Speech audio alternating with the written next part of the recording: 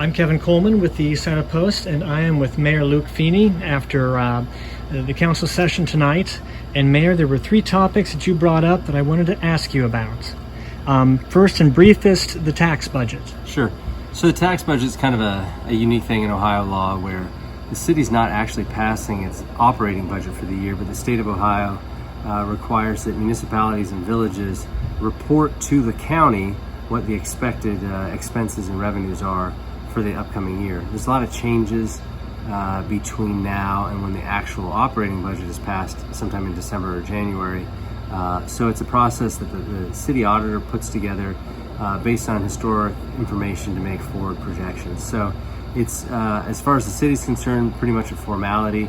None of our spending for next year or real operating budget is based on this, but there is a deadline of July 22nd, so the auditor was eager to get it passed, which will be 2 weeks from tonight.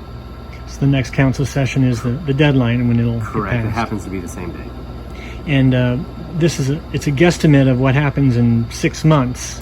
Yeah, a little bit more work. I mean, I did it for 3 years when I was city auditor, so you're really doing a lot of work on historical data and projections.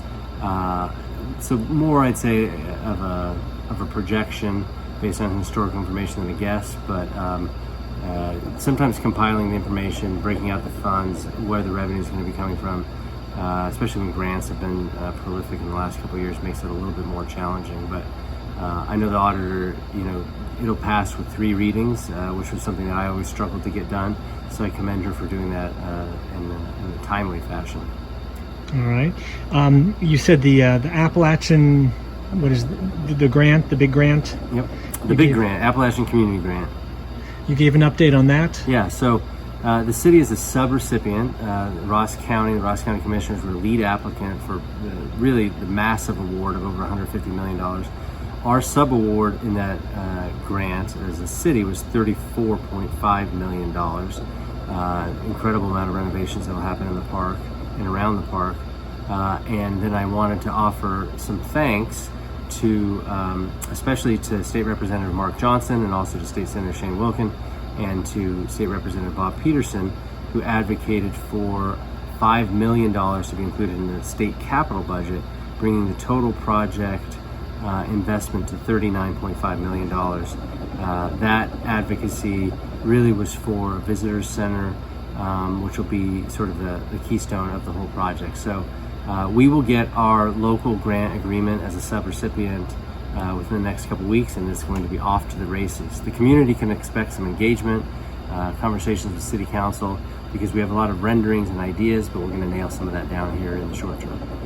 And that additional $5 million from the state is for the visitors center? Yeah, it was, the project itself and the way we have it written, the state, we were counting on the state for essentially matching money for that grant. And so even though $34.5 million seems like quite a bit, which it is, this additional $5 million was crucial to make sure that the visitor center is something that works for the national park, that works for the Convention and Visitors Bureau, that works to really make the Armory into something incredible.